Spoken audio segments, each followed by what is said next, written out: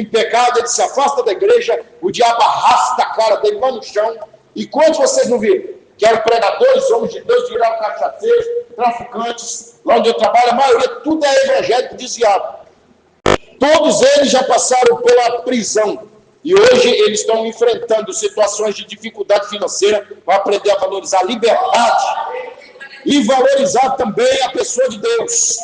Então, irmãos, Deus permite o homem passar por essa humilhação. Então, olha só, a Epístola aos Efésios, irmãos, nesse capítulo 1, ela tem dois pilares, dos versículos de 1 a 14, as bênçãos em Cristo, dos versículos 15 ao 23, orações em favor dos Efésios. Isso aqui é um pastor na cadeia lembrando da igreja. Tem pessoas que quando ele está na prova, ele só sabe reclamar. Reclama da esposa, reclama da doença, reclama do emprego, reclama que ele não tem um hambúrguer para comer. Uma vez eu vi uma coisa hedionda na internet, uma moça brigando com a mãe, fazendo um show dentro da rodoviária, e a mãe não queria comprar um celular moderno para ela. A mãe dela falou, olha, eu não tenho dinheiro, você tem um celular moderno, e ela perturbando a mãe. Irmãos, então eu falo para vocês, vivemos uma época de muita ingratidão. Se tivermos o mesmo espírito que o apóstolo Paulo tem, não haverá o que te afaste de Cristo. Não é pelos teus confortos, os luxos da vida, você vai fazer como uma mulher de Ló, amaldiçoe teu Deus e morra. Porque você serve a Deus não pelo que ele te dá, mas por quem Deus é. Então o que acontece, irmãos? Vamos falar sobre a redenção dentro de uma perspectiva da graça. O apóstolo Paulo, quando vai falar sobre redenção aqui, ele vai usar o grego agorazo. O que é isso? É um dos aspectos de redenção que tem a ver com o pagamento. Porque a redenção ela tem outros aspectos. Por exemplo, o aspecto reomai quer dizer salvar-se, liberar, comprar de volta. Aparece 90 vezes na Bíblia Sagrada e é equivalente ao hebraico gaal, que está em Gênesis 48:16. É como se alguém pudesse pagar a própria fiança ou sair da cadeia. Mas nesse caso fala da nossa incapacidade de escapar das mãos do diabo. Eu vejo o esforço que as religiões têm, irmão, de querer servir a Deus. Tem pessoas que comem as próprias fezes para poder dizer que ama a Deus. Os padres do passado, eles pregavam sempre aquela ideia, olha, a riqueza te afasta de Deus.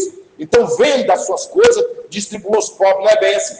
Tem homens ricos na Bíblia que serviam a Deus. Né? Alguns, quando pecavam, se chicoteavam, porque ele entendia o que Paulo falou em 1 Coríntios 9:24, quando ele fala que ele esmurrava a sua própria natureza. É o seguinte, o crente engolir seco. Uma vez eu vi o diabo querendo me colocar em contradição com uma mulher ímpia dentro do posto de saúde. E eu tive que engolir seco, a vontade que eu tinha de explodir em cima dela e falar com a chave. Só que crente às vezes não tem razão. Entendeu? Então a senhora vê-se muito mais de boca calada do que tentando expor sua razão. Porque o povo do mundo explode, briga, e só depois de muito gritar e estragar a reputação dele que ele viu, que ele fez tudo que o diabo queria, porque é isso que o diabo quer, destruir a nossa reputação.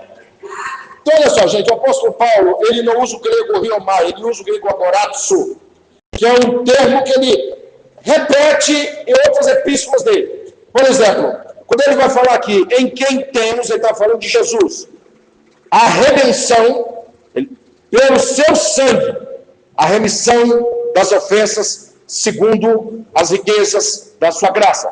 Ele usa dois termos aqui que tem a ver com o sinédrio. Paulo ele se utilizava muito da visão judaica no conceito forense e a visão grega no conceito militar. Nesse caso, no conceito forense. Como assim? Alguém quer ser redimido, quer sair debaixo de uma obrigação, é como um marido que tem que pagar pensão à esposa. Ele tem que pagar aquela pensão que é imposto por lei. Entendeu? Então, nesse caso aqui, o camarada quer sair da escravidão, ele tem que pagar por isso. Dentro da visão judaica, em Levítico 25, o escravo, quando chegou no jubileu, ele é liberto. As dívidas são pagas, é um reset. Mas como Israel aqui está vivendo debaixo do jugo romano, não tem isso. Então tem que pagar impostos. O camarada, por exemplo, quer ser cidadão romano, ele teria que pagar hoje quase R$1 milhão para ser. Paulo, por exemplo, ele era cidadão romano. Mas Paulo ele não está falando de coisas terrenas. Ele usa de algo terreno para figurar algo espiritual. E nesse caso, ele está falando que, pelo sangue de Jesus, nós temos a redenção e a remissão dos pecados. Esses dois termos são termos do sinédrio.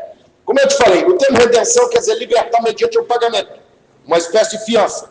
Nós não poderíamos pagar. É o Salmo 49 que fala sobre isso, que se alguém tentasse calcular, pastor, o preço da redenção de uma pessoa, ele não conseguiria, porque ia esgotar todos os recursos dele. Por isso que na lei, para se perdoar o pecado de alguém tinha que morrer. Então Deus estabeleceu os sacrifícios de holocausto, que são os sacrifícios de expiação. Então, para que nós não morrêssemos, um animal era imolado, né? Só que isso era apenas uma cobertura. Por isso que o Salmo 32:5 fala: bem-aventurado aquele cuja transgressão é perdoada, o pecado é coberto.